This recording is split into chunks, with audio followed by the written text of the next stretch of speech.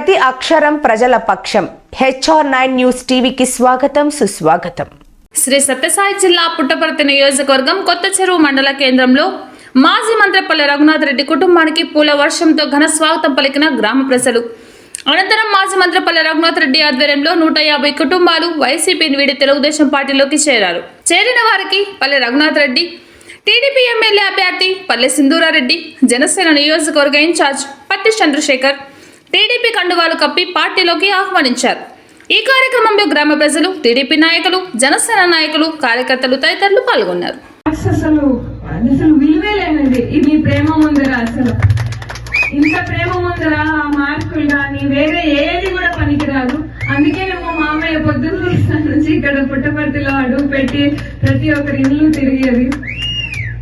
మేమైతే ఒక హామీ ఇవ్వగలుగుతాను, మామయ్య చేసిన అంతవరకు మేము ఎప్పుడన్నా రీచ్ అవుతామో లేదో నాకు తెలియదు, కానీ ఆయన అడుగు జాడల్లో నడిచి వీలైనంత వరకు పుట్టపర్తి నియోజకవర్గం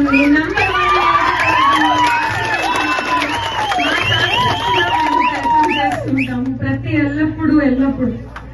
గత 5 సంవత్సరాల్లో మనం వెనక్కి తిరిగి చూసుకుంటే మన ఆంధ్రప్రదేశ్ రాష్ట్రం ఒక రాతి యుగంలోకి వెళ్ళిపోయింది. ఒక్క అభివృద్ధి పని కూడా జరగలేదు. మామూలుగా ఏదైనా రాష్ట్రం ముందుకు అడుగేయాలి, మంచిగా మన భారతదేశంలో ఒక రాజధాని, ఒక ఊరు బాగా కనపడాలి అంటే ఆ ఊర్లో ఒక అభివృద్ధి పనులు జరగాలి, సంక్షేమం పనులు జరగాలి.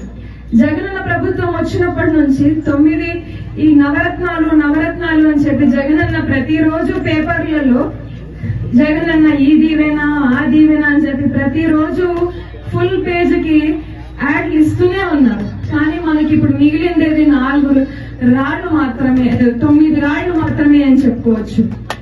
మీరు చూసుకుంటే మద్యం అసలు ఏదైతే పిల్లలకి ఇవ్వాల్సిన ఈ ఫీ రియంబర్స్మెంట్ ఏదైతే ఉందో 15,000 చొప్పున ప్రతి బిడ్డకి ఇస్తామని చెప్పి ఒకే ఒక బిడ్డకి ఇస్తున్నారు. అది కూడా 15,000 ఎగరగొట్టి 13,000.